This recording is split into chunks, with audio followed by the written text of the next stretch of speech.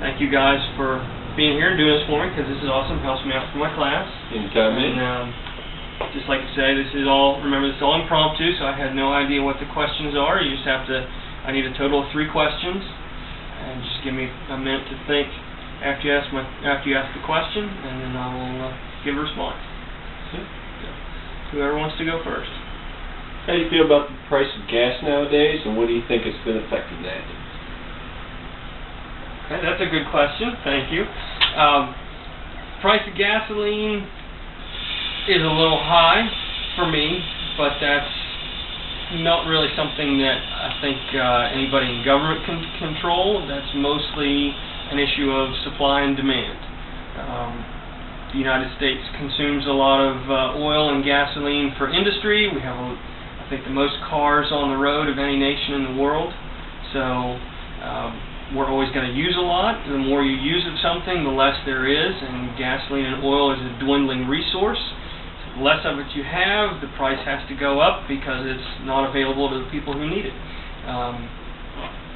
Could we do something to bring it down? Possibly. You can mix ethanol with it. You can stretch it out a little bit that way. We could explore alternative fuels, but that's a year or so. Those are a few years down the road. Overall, I would say yes. The price of gas is a little high, but am I mad about it? Is it something that can be controlled with a political process? I would say no. Thank you. Good question. Good answer. Why do you choose glasses over contacts? Why did I choose glasses over contacts? I chose glasses over contacts because I have always had a problem touching my eyeball. When I was a little kid, if I had to have eye drops for any kind of, I think maybe I had an eye infection or something one time when I was younger, and I can remember I had to be held down by one person, and then the person who was giving me the eye drops had to literally, like force my eyeball open just to get the eye drops in there. So that's one reason. I can't really handle touching the eyeball. I have an astigmatism, and I know really until recently you always had to wear hard contacts with an astigmatism. So when I first got glasses, I was younger, and my eye doctor didn't recommend it. At this point, I guess also I've just gotten so used to it, I don't notice it anymore. And to be honest, it's a little bit of a,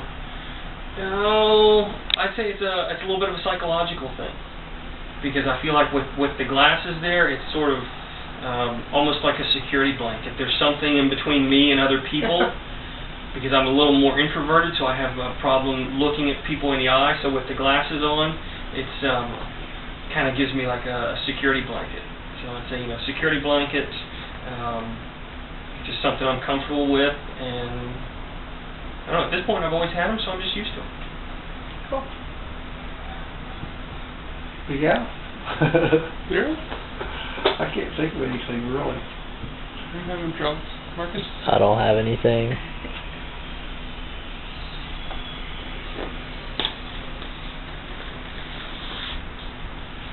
Who do you feel is going to win the U.S. Open? Well,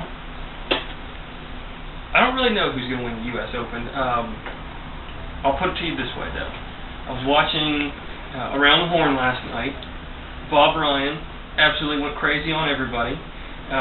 Had a great comment. He said, "This is the U.S. Open. It's a major golf tournament. You can't pick any one golfer to win. The course is hard. Everybody saw Phil Mickelson's first tee shot went into the trees. He couldn't even find the ball. Bubba Watson's drive on the second or third went into the crowd. Tiger, I'm a Tiger Woods fan. I still think he has some mental problems with the game. I don't think he's back all the way yet. So if it's one of those Tiger or the field questions, I'm always going to take the field. But it's a golf tournament. And it's a hard course, and over 4 days, you never know what's going to happen. So I would say you can't pick a winner in terms of just an analysis. If you want personal opinion,